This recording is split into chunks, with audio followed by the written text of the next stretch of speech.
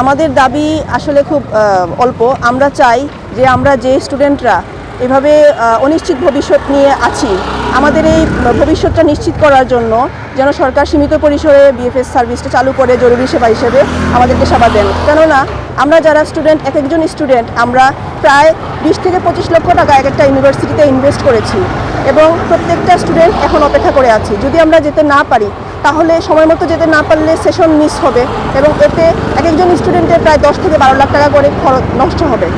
তো এই ক্ষেত্রে আমরা যেহেতু বাংলাদেশের স্টুডেন্টরা বাংলাদেশের ভবিষ্যৎ, তো সরকার যদি আমাদের এই ব্যাপারটা দেখেন তাহলে মনে হয় যে এক একজন স্টুডেন্ট যদি 10 থেকে 12 লাখ টাকা আমরা সেভ করতে পারি তাহলে সরকারের এবং আমাদের পরিবারের সবার অনেক টাকা আমরা সেভ করতে পারবো।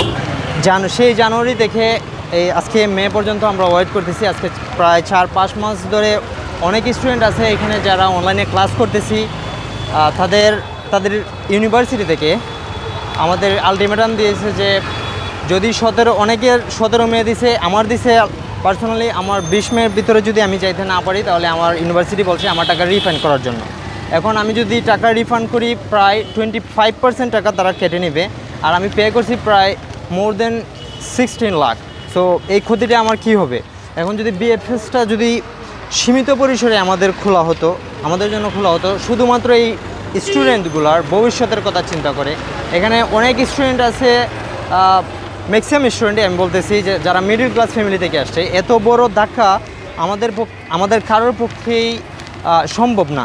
এত বড় ধাক্কা সামলানো কারোর পক্ষেই সম্ভব না। আর আমরা জানি যে আমাদের মাননীয় প্রধানমন্ত্রী প্রত্যেকটা বিষয়ে মানুষকে সহায়তা করেন এবং তিনি স্টুডেন্টের প্রতি আরও সদয়।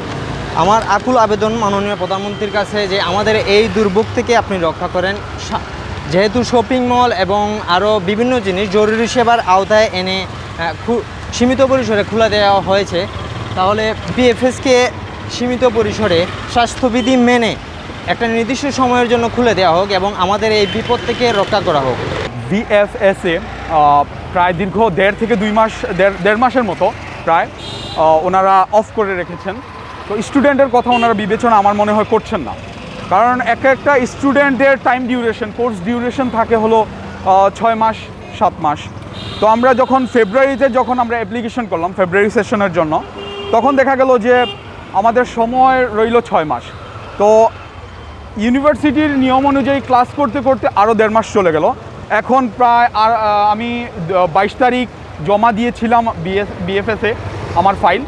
তো আজকে 1.5 মাস ধরে আমাদের কোনো রিপ্লাই নাই, কোনো লাস্টের কোনো মেইল নাই আমাদের কি অবস্থা কন্ডিশনের। আর অনেক স্টুডেন্ট আছে যারা কাজ পেয়ে বসে আছে। তাদের মেইন সমস্যা হলো কাজের ডেট, মানে কাজ যে দেয় ওরা, এটা ওদের সময় ফিক্সড করে দেওয়া হয়। আর একটা সেশনের জন্য সময় ফিক্সড করা থাকে, এই সেশনে এতজন স্টুডেন্ট অ্যাপ্লাই করতে পারবে। আর যারা কাজ পেয়েছে তারা এই ডেটের ভিতরে দিতে হবে। আমার জানা মতে কিংস্টন ইউনিভার্সিটিতে যতদূর আমি জানি 28 তারিখ, সামনের এই মাসের 28 তারিখ হলো ending date for submission in the BSS. And এটার জন্য আর কি দেখা যাচ্ছে যে যারা এখন কাজ পেয়েছে তারা আসলে 28 তারিখের আগে যদি ঈদ পর্যন্ত, আমার যতদূর মনে হয় শুনতেছি যে বন্ধর ওনারা প্রিপারেশন নিয়ে রেখেছেন। তো এভাবে যদি বন্ধ থাকে, ঈদের দিবে আরও 3-4 দিন বন্ধ, দেখা যাবে যে 28 তারিখের মাঝে অনেকে শিডিউল পাবে না, ডেট পাবে না। তখন কি হবে? ওদের টিউশন ফিটা থেকে অনেক বিগ অ্যামাউন্টে যারা জমা দিতে পারবে না তাদের অ্যামাউন্ট থেকে কেটে রাখা হবে, ইউনিভার্সিটি কেটে রেখে দেবে এবং তাদের কাজটা উইথড্র করে ফেলবে। তখন একটা স্টুডেন্ট কমপক্ষে 3 থেকে 4 লাখ টাকার ক্ষতিপূরণে পড়বে। আবার কিছু স্টুডেন্ট এই টাকা আনার জন্য যে অ্যাপ্লিকেশন দৌড়াদৌড়ি, একটা হ্যারাসমেন্ট, এটার ভিতরে পড়বে। এই সমস্যাগুলো আছে। আর আমরা চাই হলো যাদের কাজ দেওয়া হয়ে গেছে, যারা ক্লাস করেছে, যারা এই বিষয় ইউনিভার্সিটির জন্য রেজাল্টে তো আমাদের ফেরত দিতে পারে না এবং ওয়েটিং করতে পারে না, আমাদের সময়গুলো ওনারা নষ্ট করছেন একে। আর এই জন্য আমি আকুল আবেদন করব বিএসএফ কর্তৃপক্ষের কাছে এবং আমাদের গভর্নমেন্টের কাছে, ওনারা যেন এই বিষয়টা খেয়াল রাখে, স্টুডেন্ট যেন ক্ষতির মুখে না পড়ে এবং স্টুডেন্ট যেন চিন্তার মুখে না পড়ে।